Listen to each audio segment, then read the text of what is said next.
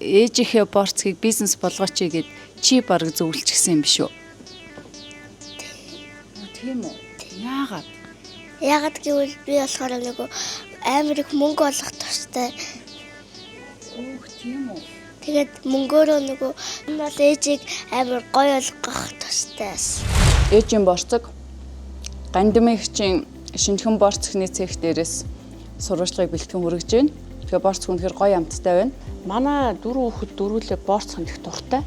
За ер нь бол миний хүүхдүүдийн санаа гэж хэлэхэд болно. Манай хүү ээжээ та яагаад борцох хийж болохгүй гэж ийм гоё амттай борцох хийд юм шиг ингээд хойд хариулахад нь би тоглоод хүүгөө ямар нэр хүү гэдэгт маа дунд хүү ээжийн борцох гэд нэрлэлчихээ л да гэдгсэн. Тэгээл ер нь миний хүүхдүүд ээжээ та чадна штэ гэхтэл ер нь бол би өөрөө айгуу тийм зориг орсон. Загмаар хүсэлтээ өгөөд ерөнхийдөө ийм борцны үйл ажиллагаа хийж байгаа маа гэдэг хүсэлтээ өгсөн.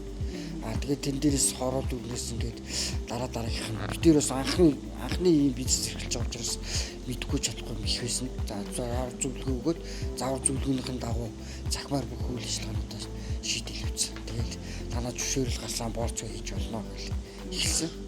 Нөхөр бол амар нөө дэмжсэн. Ийм санаа байна гэж чаднаа. Минь зүгээр хийгээл үз. Минь чадна штэ. Дөрөв хүүхэд нь ийм дуртай байгаа юм чинь те. Зөндөө олон хүүхдүүдэд энэ амттай борцгийг бас хүргээе гэсэн үзэл дээрээс л энэ бизнесийг нь эхлүүлсэндээ гэж. Чин борцгийн онцлог гэх юм бол өрмөн тус хийдэг манайх.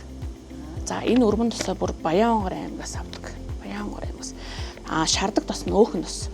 Энэ чинь ингээд ерөнхийдөө бол яг ингээд нэг гэрээ ажил шиг дуустдаг. Өнөө өглөө босоод маргааш орой дуусан тусал тийм. Энэ бизнес дээр хамгийн их түшиг тулгуур болж явж байгаа манай хоёр том хүүхэд.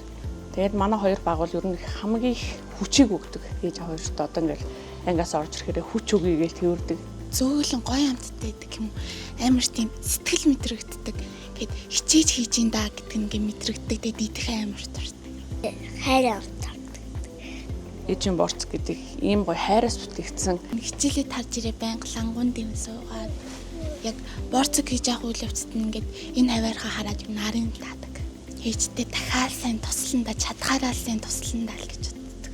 Би бол хүүхдүүдийнхээ хүмүүжлэр их бахархдаг. Миний дөрөв хүүхдийн хүмүүжил миний хамгийн бит хоёрын одоо хамгийн үнэтэй зүйл. Манай одоо мөнх баярах одоо гандимаа нарын маань гэр бүл одоо яг ямар зам дээр зогсож байна вэ? Одоо яг нөгөө албаны бизнесийн одоо жижиг дунд үйлдвэрлэлийн газрын даргын нүдээр харахад те. За үнэхээр гоё харагдаж байна. Маш олон залуучууд маань яг бизнесээ эхлэх гэж явж байгаад хуучин бол энэ олон зөвшөөрөл бүртгэлээс болоод явцдаа няцдаг.